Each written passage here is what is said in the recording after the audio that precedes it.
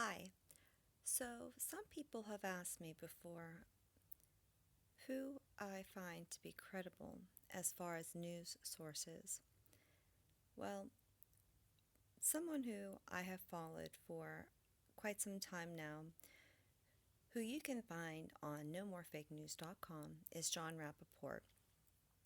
And he does a blog like every day. This guy reminds me of Salvador Dali, the artist, in a lot of ways because he just outputs such massive amounts of information, quality information too at that. And this is an excellent blog that he put out today where he goes through and he cites the top reasons why the Trump dossier is not believable. And I'm not going to read the entire article, but I think that it's important to note that what Jon Rappoport does is he basically points out the obvious things, packages it together, and I don't know, perhaps you'd have to listen to him previously speak so you can actually hear his voice reading to you, which is kind of like what I do. I really wish he would actually read these out. But at any rate, he kind of basically goes on to spill out that people actually wanted to present, meaning the mainstream media, wanted to present this twist on a United States president being under the thumb of Putin.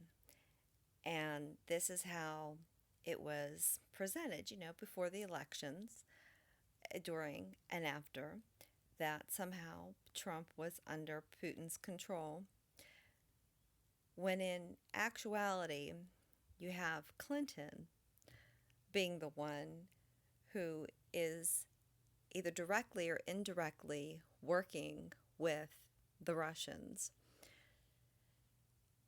And it's amazing how I'm waiting right now for, you know, the breaking news to come on the television any moment to call her up for conspiracy, and the Obama administration, who clearly paid Steele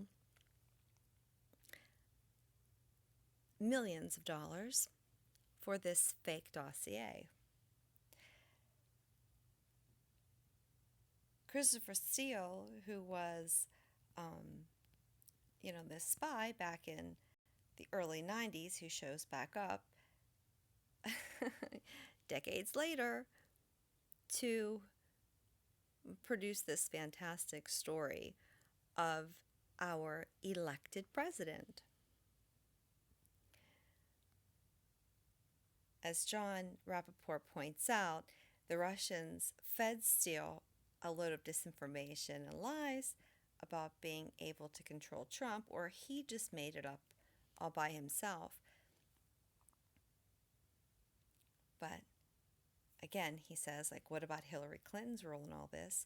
Either her people paid Steele through several cutouts to fabricate the dossier, or they paid Steele to collect a bunch of lies from Russian agents.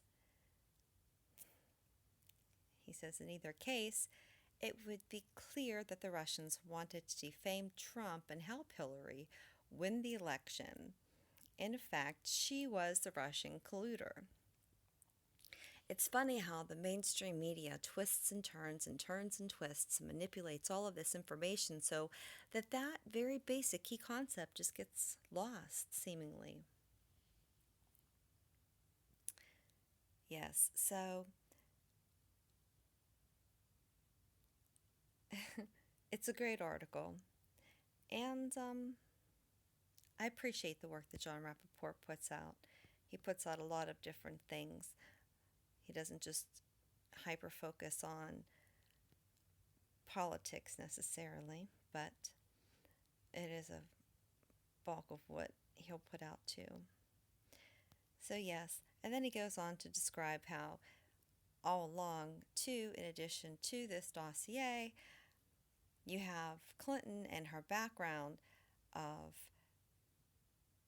in her campaign knowing. I mean, and you got to imagine she's out there campaigning, knowing that in 2013 she had single-handedly, really, in her little faction, transfer 20% of the U.S. uranium to Putin.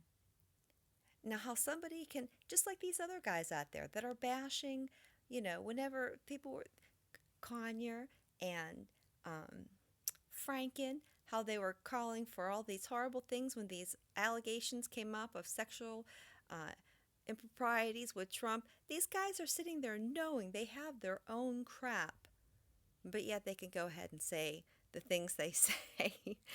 I mean, forget all these people that go up and get the Emmys, for movies. I think these people in Congress, they should be awarded the Emmys more than anyone else. They sure should be.